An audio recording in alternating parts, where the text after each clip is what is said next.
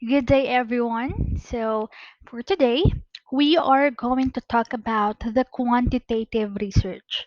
Okay, so for the grade 12 students, you will have or you had your practical research one, and that is all about qualitative research. Okay, so in practical research one is qualitative research. In that research, we are looking for the perspectives or perceptions of our respondents. Meanwhile, for this quantitative research, we are going to convert the perspectives and perceptions of our respondents into a statistical data. Okay, but before that, let's talk about research. So ano nga ba yung meron sa research? Okay, research is a process of solving a problem and answering a question, and research is a process of collecting, presenting, organizing, analyzing, and reporting data. Research is the integration of scientific inquiry and scientific method. Okay, so research, we are doing a research if we want to know something. Okay, if we want to answer a certain problem or if we want a solution to a certain problem, or all we gonna do is to conduct a research. Okay, not just doing collecting data, but then make it scientific. Okay, so make it systematic in a way na meron tayong sinusunod na tamang process or tamang procedure. Okay, so now um, let's review what is qualitative research. Okay, it focuses on interpreting human perceptions, experiences, and insights. We also understand a social situation. Okay, so for the qualitative research, from the term quality, okay, we are focusing on the perceptions and perspectives of our respondents. Okay, the best method to use in conducting a qualitative research is interview. Okay, why interview? Kasi mas madali nating maiintindihan yung point of view, yung opinions ng mga respondents natin kung interview yung gagawin natin. Okay? And also, if we want to understand the situation, if we want to experience somebody's situation or a group of people's situation, qualitative research is the best one. Okay? And we all know, and during qualitative research, may ginagawa tayong observations, 'di ba? And usually, yung mga researchers rather, if they want to know the experiences and culture of a certain group, ang ginagawa nila, sumasama sila mismo doon sa group of people na yon para mas makakuha sila ng accurate na data. Okay? Para makakuha sila ng exact opinion or makita nila yung experience mismo or sila mismo yung maka-experience kung ano yung ginagawa ng specific group of people na gusto nilang pag-aralan. Okay? So that is the essence of qualitative research. Okay? Meanwhile, in quantitative data, as we can see, we have here pictures and meron tayong graph, 'di ba? Meron tayong mga graphical representations. So what is with the quantitative research? Okay, for the quantitative research, it focuses on converting perspectives, thoughts, and idea into a constructive, valid statistical data. Okay? So for the quantitative research, we are focusing on statistical data.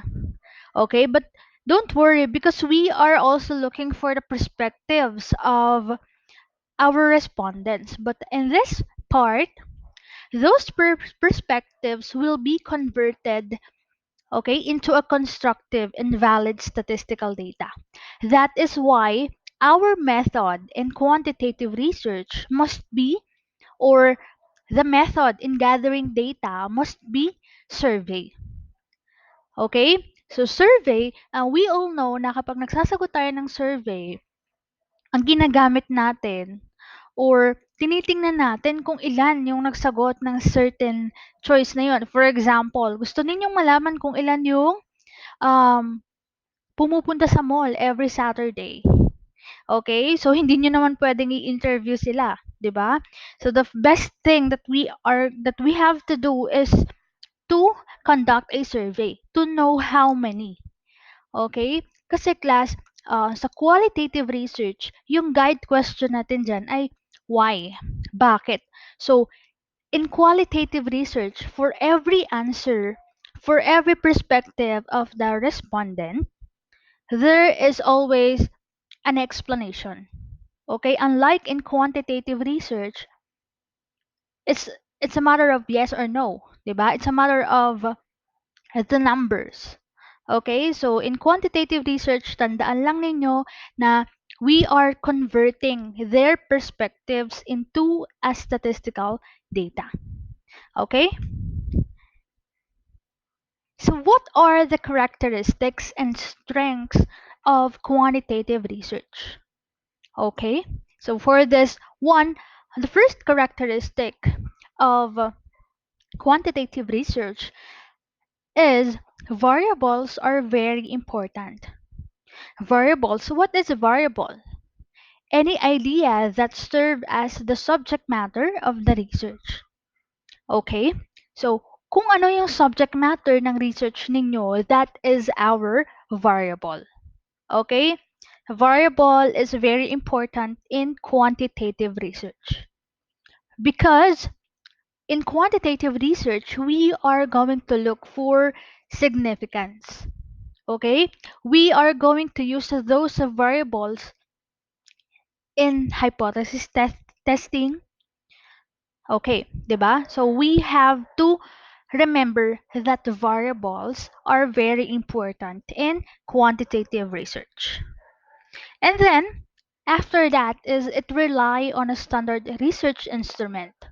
Every quantitative research needs a survey questionnaire. Okay, katulad ng sinabi ko kanina, the best method in quantitative research is survey. Okay, survey questionnaire. Why? Because since we are after the statistical treatment, the statistical data, hahanapin natin yung bilang. Okay, aalamin natin kung ilan. That is why we are going to use survey questionnaire as our instrument. Okay, next characteristic of quantitative research is it has large number of respondents. Why do we need large number of respondents? Because in statistics, we have to provide large number. Okay? Large amount of data kasi hindi natin ma-compute, hindi natin masosolve statistically yung research natin kung yung respondents natin ay 5 lang. Okay, so why are you going to conduct a survey or how are you going to conduct a survey kung 5 people? Okay, and then hindi naman siya standard number for the respondents sa isang research. Okay, and then quantitative research needs large amount of data. Same with a large number, of course, there should be a large amount of data. Okay, it also generalizes responses. All right, and then based, okay, characteristic again.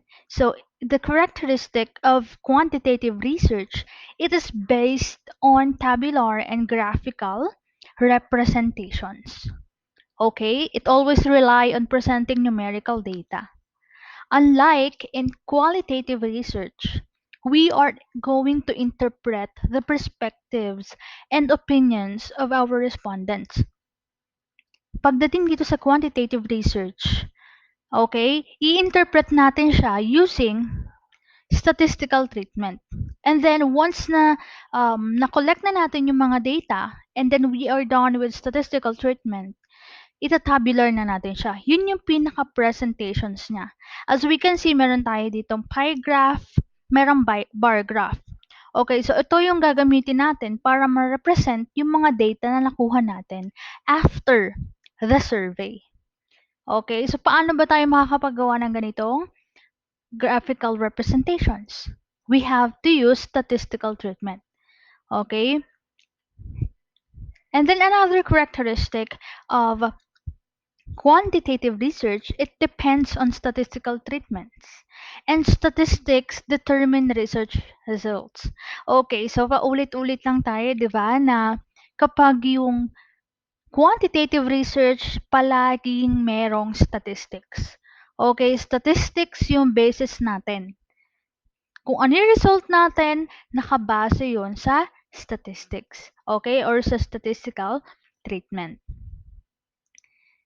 Okay, and then for the characteristic again, so we have to determine cause and effect, correlation and changes, and it has different types of research. Okay, so descriptive, correlational, quasi-experimental, experimental. Okay, so for these four types of research, I will be discussing this on my next video. Okay, and then for the strengths, okay, strengths of quantitative research. It is objective results. Okay, so objective because the answers or the results are already there, diba? And then it is generalized responses.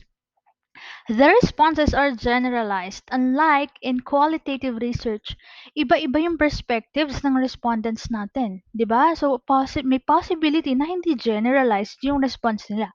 Kasi iba-iba yung opinions ng ating mga respondents. Okay, that is why one of the strengths of quantitative research is its responses are generalized. Okay, and then systematic analysis. We have to follow a specific rule or process. And then we have valid instruments. Okay, those instruments or the questionnaire, we have to go through validity test. Diba? Kailangan ipa-validate na natin yung questionnaire natin para makakuha tayo ng accurate na data. And then lastly, questionnaire can always be administered. Okay, madaling i-administer yung questionnaire natin since that is just a survey. Okay? Yung respondents ninyo ay magsasagot lang, pipili lang sila ng kung ano yung sagot nila doon. Wala silang dapat ipaliwanag, wala silang dapat i-explain sa sagot nila. Okay, if their answer is yes, then that is yes. And if their answer is no, then that would be no. No explanation, diba? No hows and why. Okay, so that is why quantitative research is quite easier to conduct, especially dun sa mga magagaling sa mathematics at gusto yung statistics. Okay, and now always remember. Okay, always remember that quantitative research needs large number of respondents, statistical treatment, and validated instruments to assure objective and precise research results. And of course, research is always significant and innovative. Okay? So that would be all for today. So thank you so much for listening.